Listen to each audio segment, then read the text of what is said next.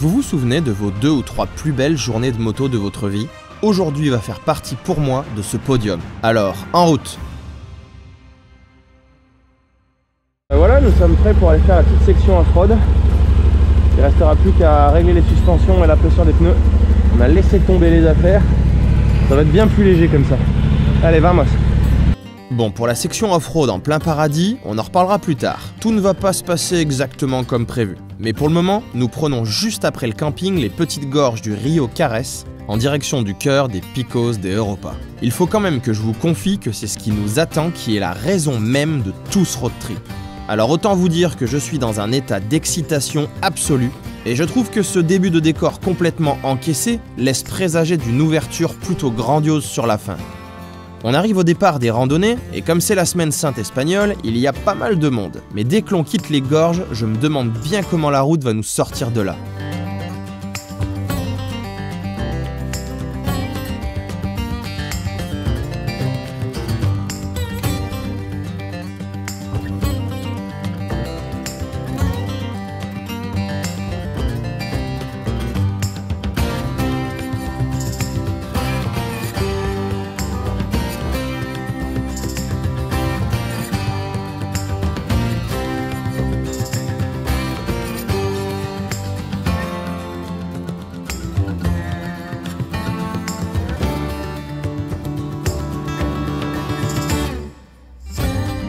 Allez, allez!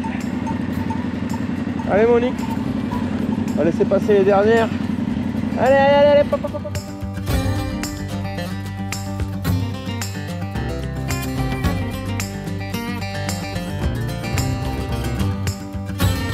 Après un slalom entre les rochers et quelques épingles, nous atterrissons sur une route de bord de falaise qui file en direction de notre objectif. Le spectacle est déjà grandiose.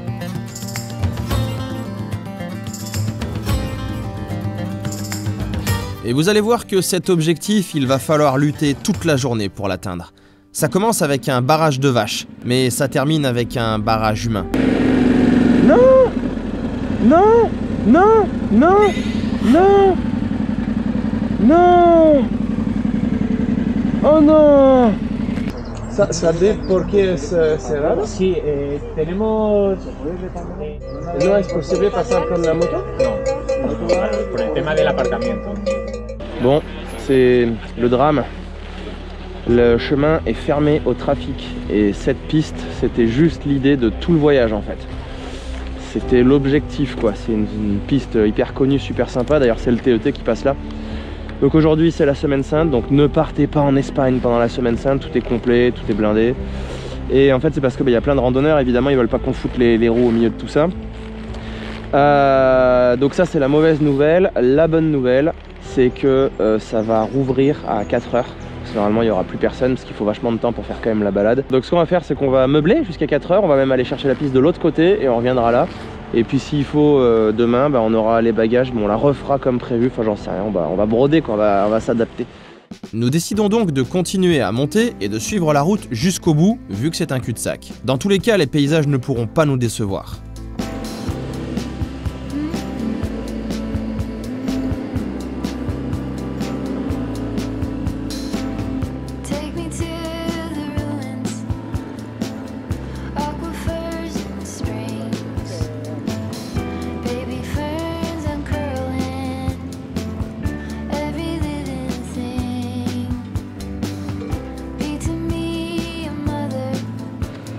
Bon alors, ce qu'on a fait, c'est qu'on a pris Sautrès, ensuite on est allé à Tres-Visso, c'était une route en cul-de-sac. Et tout ça pour meubler un peu de temps, parce qu'on a vraiment du temps pour après, à la fin de journée, pouvoir se faire notre petite balade là. Là, je sais pas s'il y a moyen de se boire un petit café. Nous partirons donc sur un concept local, le café fromage de brebis bien fait. Et ça passe plutôt bien en terrasse avec ce soleil. Nous rebroussons chemin et effectivement les montagnes vues dans ce sens sont encore plus belles.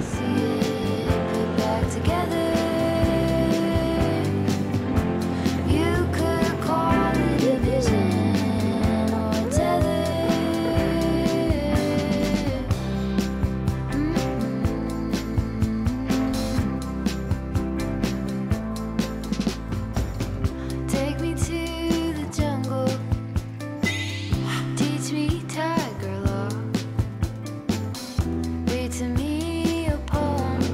Après être repassé devant l'entrée de la piste tant attendue, il nous faut rembobiner toute la route jusqu'au camping, sans oublier de lever la tête car ces montagnes sont magnifiques.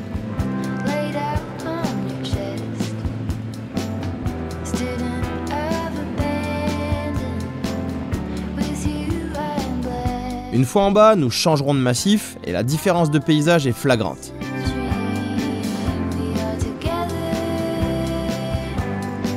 Ben voilà, on est bien là. Hein. Ça c'est bien les vacances. Hein.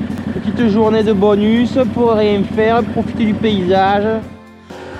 Nous retrouvons rapidement la N621, célèbre en Espagne pour les paysages qu'elle offre, et vous allez en découvrir une partie. Ici, nous suivons le défilé de la Ermida, qui sont des gorges hyper touristiques à 2 pas de Potés. Si vous vous souvenez, c'est le Chamonix des Picos de Europa dont je vous ai parlé il y a quelques épisodes. Ici, sur des kilomètres à la ronde, le moindre recoin est une pépite à explorer.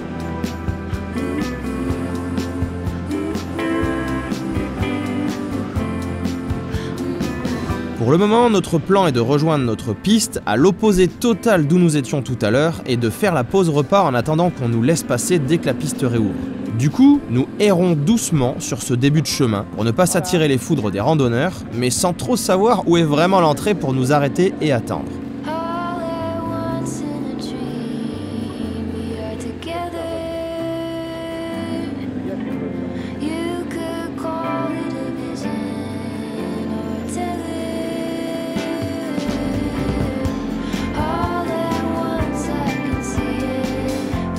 Ça grimpe de plus en plus et les reliefs se dévoilent petit à petit. Je crois que nous allons droit sur un bout de paradis.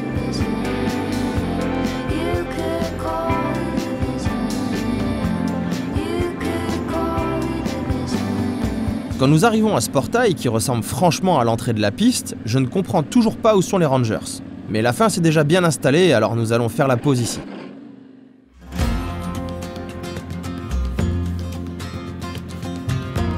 L'envie de découvrir ce qui nous attend après nous ronge pendant tout le pique-nique. Nous allons donc pouvoir enfin attaquer. 1,8. Tu verras bien pour l'avant. Allez, cailloux. La seule chose que je sais, c'est qu'il y a environ 15 km de off-road. Pour ce qui est de la difficulté, eh bien nous allons bientôt le savoir. Soyez les bienvenus en plein cœur des Picos de Europa.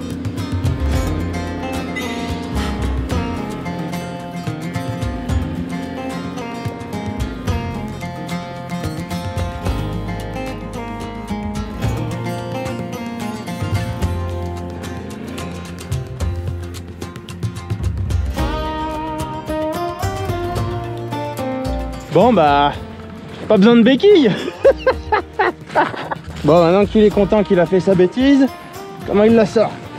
Allez, cool. Tut, tut. N'empêche, je suis sûr que ça passe. Hein.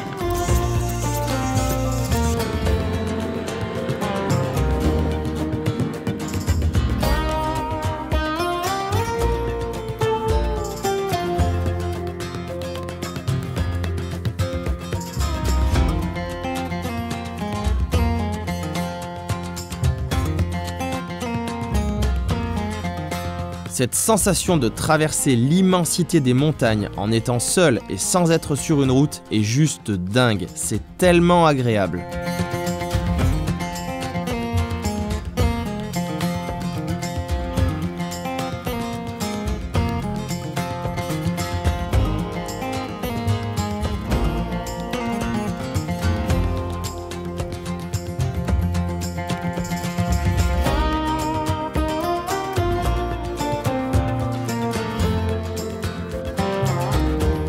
Nous arrivons sur une partie de la descente avec quelques pierres. Ça va nous intimider vu qu'à l'époque, c'était notre première fois en off-road. Et surtout avec ces maxi trails que nous venions d'avoir.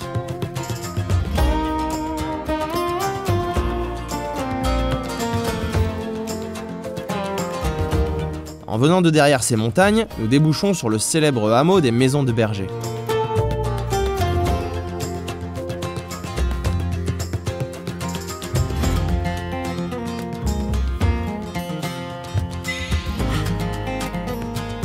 Le coin est sublime, mais vous savez ce que ça fait quand vous mettez un gamin dans un terrain de jeu? Il ne veut plus partir. Bon bah comme on a bien adoré ça, on y retourne mais en montée cette fois. Là ça va être drôle. Tant qu'à être ici, autant voir les paysages dans les deux sens. On va donc remonter notre partie technique pour nous au mois d'avril dernier et retourner de l'autre côté. En voyant ces images aujourd'hui, je vois tout de suite que je n'avais pas encore compris à l'époque que mon meilleur ami en off-road c'était Gaz.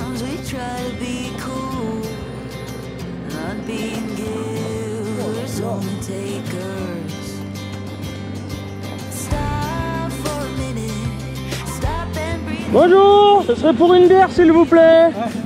Salade tomate oignon. Ah non, ça c'est le kebab. Disculpe.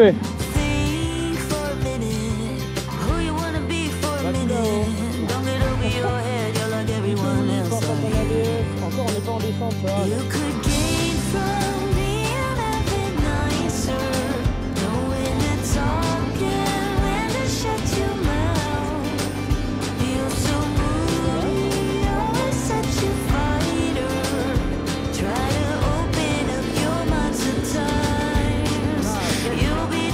De nouveau à l'autre bout de cette crête, il sera l'heure de prendre un dernier shoot des Picos de Europa. Allez Pepper, demi-tour toute.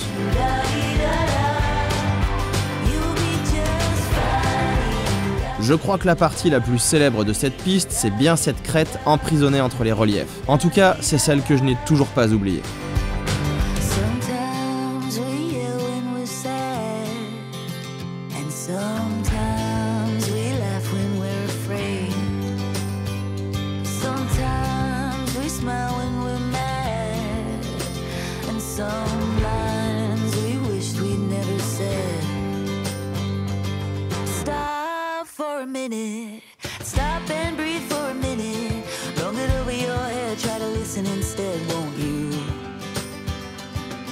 De retour à nos cabanes en pierre, je pensais que la sortie était juste là, mais il reste une belle portion avant de retrouver le goudron.